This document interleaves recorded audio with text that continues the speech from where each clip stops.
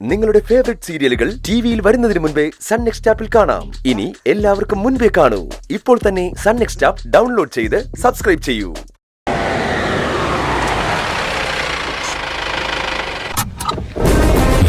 പോയിട്ട് വാ, ഞാനിവിടെ ഇരിക്കാം. എന്റെ കൂടെ അകത്തേക്ക് വന്നാൽ എന്ത്? ഓരോന്ന് ചെയ്തു കൂട്ടുമ്പോ ഞാനുണ്ടായിരുന്നല്ലോ കൂടെ.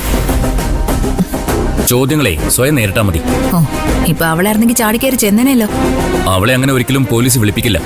ഓ, ഒരു വിശുദ്ധ.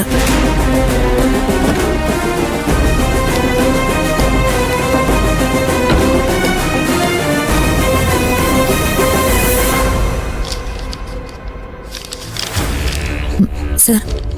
ആ, ഇരിക്കെ.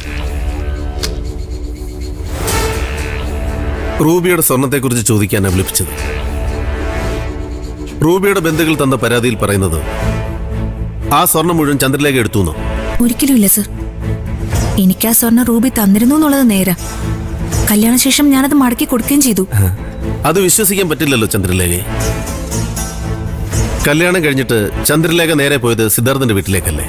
അല്ല, അതിനു മുൻപ് ഞാൻ മണ്ഡപത്തിൽ നിന്ന് പുറത്തു പോയിരുന്നു. സിദ്ധോട്ടിനോടക്കം ചോദിച്ചു നോക്കിക്കോളൂ. അപ്പൊ ഞാൻ പറഞ്ഞ സത്യമാണെന്ന് സാറിന് മനസ്സിലാവും. പിന്നെ എന്തുകൊണ്ടാണ് റൂബിയുടെ ബന്ധുക്കൾ ചന്ദ്രലേഖയെ സംശയിക്കുന്നത്? എനിക്കറിയില്ല സർ എന്തുകൊണ്ടാണെന്ന്. ഒന്ന് ഞാൻ പറയാം സർ. ഇത്രയും കാലത്തെ ജീവിതത്തിനിടയിൽ എനിക്ക് കിട്ടിയ ഏറ്റവും നല്ല സുഹൃത്തായിരുന്നു റൂബി. ഞങ്ങളുടെ അടുപ്പം പലരിലും അസൂയ ഉണ്ടാക്കിയിട്ടുണ്ട്. മരണം വരെ എല്ലാ കാര്യത്തിലും റൂബി എന്റെ കൂടെ തന്നെ നിന്നു. റൂബിയെ ഞാനോ എന്നെ റൂബിയെ ഒരിക്കലും ചതിച്ചിട്ടില്ല. ചന്ദ്രലേഖ പറയുന്നത് മുഴുവൻ ഞാൻ വിശ്വസിച്ചെന്ന് കരുതണ്ട. അന്വേഷണം ശരിയായ ദിശയിൽ തന്നെ നടക്കും. ആ സ്വർണം കെട്ടത് ആരായാലും ഞങ്ങൾ അവരെ പിടിക്കും. പിടിക്കണം സർ. അതെന്റെയും കൂടി ആവശ്യം. സ്വയം നിരപരാധിയാണെന്ന് തെളിയിക്കാൻ വേണ്ടി മാത്രമല്ല ഞാൻ ഇങ്ങനെയൊക്കെ പറയുന്നത്.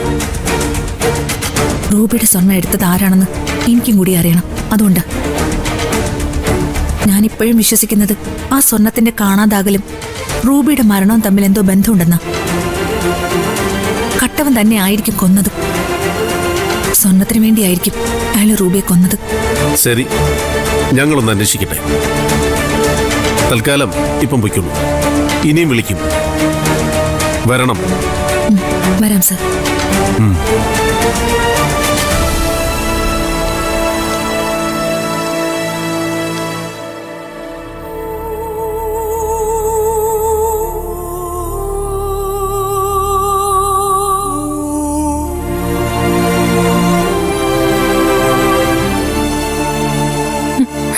നീ എന്താ ഒന്നും കഴിക്കാതെ ഇവിടെ നിൽക്കുന്നേ?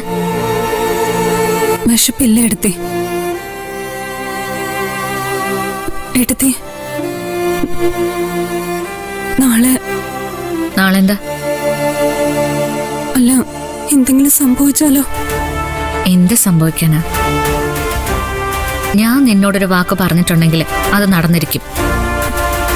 ഏട്ടത്തെ ആത്മാർത്ഥമായിട്ട് തന്നെ ശ്രമിക്കുന്നുണ്ട്. അതിലെനിക്കൊരു പരാതിയുമില്ല. എന്റെ ഗതികേടിന് ഏട്ടത്തിയുടെ കണക്കൂട്ടലുകൾ തെറ്റിയാലോന്നോ ഞാനിപ്പോ ചിന്തിക്കുന്നത്. അങ്ങനെയൊന്നും ഇപ്പൊ ചിന്തിക്കണ്ട. എഴുതാപ്പുറം വായിക്കാൻ നിന്നോട് ആരാ പറഞ്ഞേ? ഈ കല്യാണം നടക്കാതിരിക്കാൻ വേണ്ടിയല്ലേ നമ്മൾ ഇത്രയും കിടന്ന് കഷ്ടപ്പെട്ടത് മോളെ. ഈ കഷ്ടപ്പാട് ദൈവം കാണില്ലെന്നാണ് നീ വിചാരിച്ചിരിക്കുന്നത്? കാണും. മോളെ, എന്താ ഇത്? ഇത്ര ധൈര്യമുള്ളോ നിനക്ക്? എനിക്ക് ശരിക്കും പേടിയായിട്ട് വയ്യ. എന്തിനാ മോളെ ഇങ്ങനെ പേടിക്കുന്നത്? നമ്മുടെ നാട്ടില് എനിക്ക് ഈ കല്യാണം വേണ്ട എന്നൊരു പെണ്ണ് പറഞ്ഞാ അത് അപ്പൊ തന്നെ മുടങ്ങുന്നു നിനക്ക് അറിഞ്ഞൂടെ? അങ്ങനെയുള്ളപ്പോ നീ എന്തിനാ മോളെ ഇങ്ങനെ വിഷമിക്കുന്നത്? ഇനിയിപ്പോ പോലീസും പട്ടാളൊന്നും ഇടപെടില്ല എന്ന് തന്നെ വിചാരിക്കേ. അപ്പോഴേ കല്യാണം നടക്കില്ല. ഞാനേ ഒരു വെട്ടകത്തിയും കൊണ്ട് വരും. എന്നിട്ട് അവന്റെ കഴുത്ത് നോക്കി അങ്ങ് വെട്ടും. അതെ മോളെ, അതുവരെ തീരുമാനിച്ച ഞാൻ നിൽക്കുന്നത്. നീ ധൈര്യമായിട്ടിരിക്കേ. ഒരു കാരണവശാലും നിന്റെ കല്യാണം നടക്കില്ല. ഞാൻ ജീവനോടെ ഉണ്ടെങ്കിൽ അത് നടത്തുകയില്ല.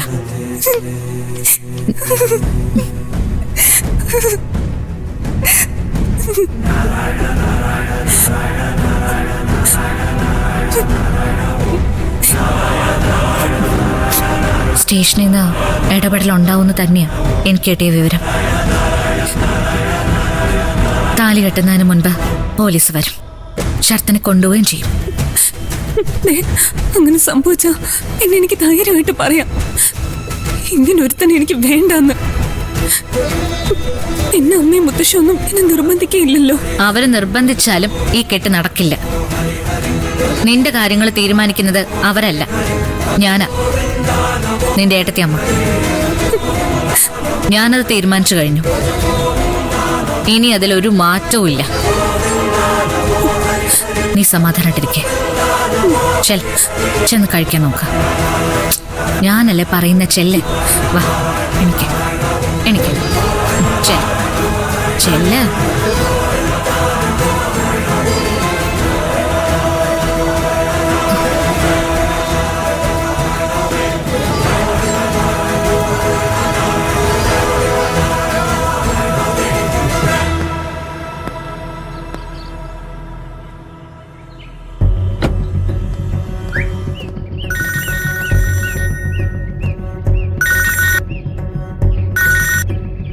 ആ പറയൂ ഡോക്ടറെ. വാർത്ത തങ്കച്ചിയുടെ ചെവിയിൽ എത്തിയിട്ടുണ്ട്.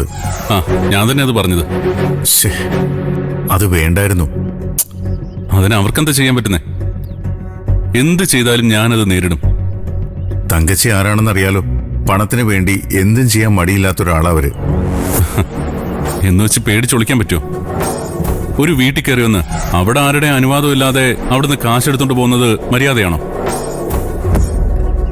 അവർക്കതാവാമെങ്കിൽ എനിക്കും അതാവാം.